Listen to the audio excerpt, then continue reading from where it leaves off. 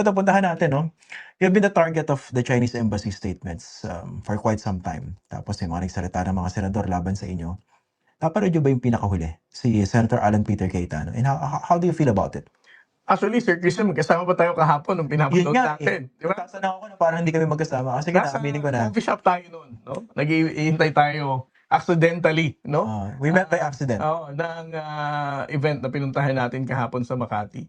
Well, alam mo, para sa akin yung emosyon at passionate speech, no, ni Senator Alan Peter Cayetano, talagang kitang-kita mo sa kanya yung paninindigan niya bilang senador. Talagang kung mabanggit niya ang pangalan ko, Tariela, talagang may diin, no? And yung galit niya dun sa caricature, galit niya dun sa caricature na naipresenta ko, talagang malalim masyado.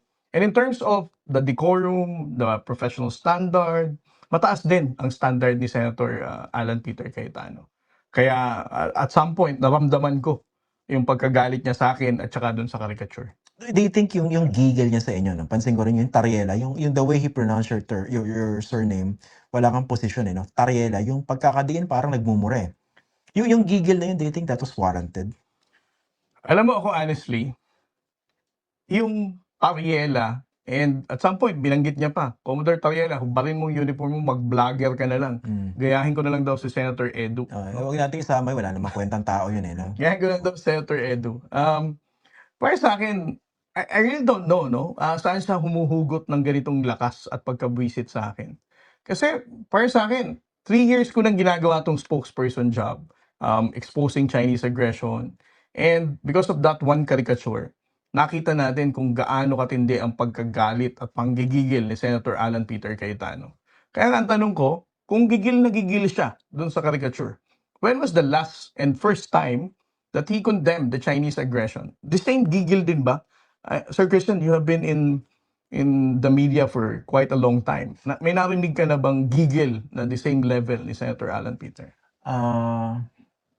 Baka abutin tayong walang oras dito, eh. Wala akong maalala, eh. Yun talagang kinondemn niya ng matinding China. Yes. Baka nagkataon lang, baka naman darating siguro after 25 years. Pero tama ka ron, Commodore J, 'no? Pansin ko rin yun, eh. Yung mga nagko-condemn sa inyo na mga senador na na-offend nung tinawag silang tsinador, bakit hindi nila i-channel yung gigil nila dun sa mas malaking problema, which is yung ginagawang pambubuli ng China sa atin? That escapes me, eh. Actually, yan din yung tanong ni Senator Ping, no? Na parang tipong ang ingay at gigil nyo pagdating sa issue ng caricature na to, ang lakas, no? Pero pagdating sa condemnation ng Chinese aggression, silent naman kayo. So even Senator Ping is asking, bakit ganito yung nagiging behavior ng ilan sa ating mga mambabatas sa Senado? Ito, natanong ko na sa inyo to, Commodore, before, no? Kagabi nung sa episode, I made a short commentary about this. Yung sarili kong pagbasa kung bakit pinag-iinitan kayo nitong ilang mga senador ngayon, tsaka ng Chinese Embassy. Pero, I mean, based on what you've seen so far, bakit sa tingin nyo kayong target? Well, para sa akin, again, this is my personal opinion, no? Baka kasi masabi na naman anong position ko. There are 3 possible reasons, no? That I honestly see based on my assessment on how the Chinese government behaves and reacts on our transparency efforts. The first one, alam naman natin that we are hosting the ASEAN right now, no? So try to imagine kung every week may mga incidenting lalabas, no? Na alam naman natin, which is very likely to happen. Kasi as far as the government is concerned, we are still transparent with regard to the incidents that are happening. And there are diplomats coming from Southeast Asia na makakapanood nito, makakarinig nito, and they will eventually ask and learn from those incidents na nangyari. Obviously, makaka-apekto yon sa imahe ng People's Republic of China. So for me, I think this is the main reason why the Chinese government really wanted to put an end on the transparency efforts. The second one is, ang good example ko dito, Sir Christian, is the Natural Reserve sa Bajo de Masinloc. When they announced that they're going to make Bajo de Masinloc as a nature reserve, no? Ang ginawa ng Philippine Coast Guard, nagpalipad tayo almost every day ng aircraft. And when we noticed that there are buoys that they placed in Bajo de Masinloc, we immediately brought media to document this and expose such illegal acts, no, na ginawa ng China. And simula nun, wala na uling nabago. Kasi alam nila, each time that there will be significant change or alteration ng environment ng Baho de Masinloc, it will be shared to the international community. I-expose nyo. I-expose natin. And then the third one, alam mo Sir Christian, para sa akin, ang mga Pilipino madaling makalimot. If they're going to shut down transparency right now, ngayong taon, 2026, if they're going to be successful sa pagpapatahimik ng issue ng West Philippine Sea, comes 2028 presidential election, ang issue ng West Philippine Sea, limot na uli ng ordinaryong Pilipino. Mm. Dahil madali tayong makalimot. Kung ano lang talaga ang issue na meron tayo sa araw na yon, yun lang yung magiging basis natin to vote for anybody. So, I think this also in preparation for a very long game, no? And that includes the presidential election in 2028. 2028. Alam natin kung gaano ka-desperate, no? The Chinese government would want to have a president who would koto whatever policies they have when it comes to the South China Sea. Ito rin napapansin ko, no? Parang ang portrayal sa inyo nitong mga kritiko ninyong politiko, nakakagulo kayo doon sa overall messaging ng Philippine government when it comes to the West Philippine Sea. Tapos incidentally, nagkaroon na ng panibagong tagapagsalita yung DFA when it comes to maritime issues. How do you feel about this portrayal of you as someone who is basically not helping in terms of messaging the Philippine government? Because of that, yung caricature. Alam mo Sir Christian, 3 taon na natin sinimulan ang Transparency Initiative, which we have the support of course of the National Security Advisor, Jan Eduardo Año. Noong unang panahon na yon, wala ngang estudyante in different parts of the country na kapag sinabi mo outright WPS, hindi nila agad magigets what does WPS stands for. Pero ngayon pag pumunta kayo ng Luzon, Visayas and Mindanao, mapa elementary, college, nakapag-aral, hindi, tambay, WPS West Philippine Sea, alam na nila. Dumikit na sa kanila. Dumikit na sa kanila dahil sa ginawa nating 3 taon na to.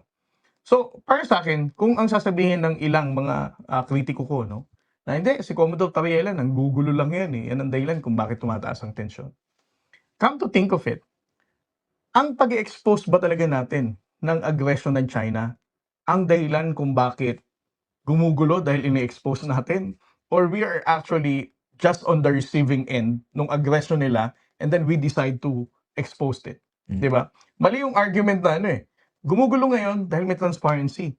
That's the other way around May gulo, kaya ina-expose natin. So, for people who are arguing na, yan transparency na yan, nagpapagulo Parang maling mindset yan Anong i-expose mo kung hindi tayo ginugulo? Yun, tsaka yung ginagamit nila yung issue, yung caricature. Sa akin kasi, basically, you're being used as a scapegoat for a broader propaganda campaign here. Parang hinanapan ng butas that they could focus on, they could latch on, para mag-gaslight lalo yung Pilipinas Ito nga pala, no? Do you regret that, in a way, na ngayon pinag-uusapan kayo, no? Do you regret using that caricature? Alam mo, para sa akin, Sir Christian, I don't regret it. Kasi, para sa akin, yung caricature na yun, hindi ko naman inilabas yun for official press conferences. Yung caricature na yun, ginamit ko sa mga estudyante. It's an informal event. We have academic freedom that is actually conducted inside the school. We have freedom of expression, gaya na sinabi ng mga artists natin. And most importantly, hindi ito press conference para i-announce ko sa international community na ito ang ginagamit kong caricature to get your attention. So, there's no reason for me to apologize. There's no reason for me to regret about it. Dahil, if I'm going to say na, pinagsisisihan ko nga talaga yan kasi, parang, how would the Filipino people react with how I appreciated kung ano nangyari na yan? Na ibig sabihin, kailangan na pala talaga nating tumupi. So, ibig sabihin, yung mga artists natin na magpipinta ng murals nila sa EDSA, they would also be very careful na hindi, walang expression of artistic point of view dito kasi magagalit si Senator ganito, kakastiguhin ka ni Senator ganito, kasi improper decorum yan, right? And it will send a wrong signal as to how we really stand up for our rights. You also have a bit of concern dahil kayo yung target ng ilang mga politika ngayon. Malalakas siya, no? Cayetano, Marcoleta, Robin Padilla, and of course, in a few months, budget season muli. Usually, pag budget hearing, singilan yan. sa Kongreso, both chambers, no? So, is that a concern for you and for the agency? Alam mo, our Commandant Admiral Lonnie Hilgaban never told me to tone down a bit, never told me to stop transparency. He has been very, very supportive since day one he assumed the Commandant position, and I thank Admiral Lonnie Hilgaban for that.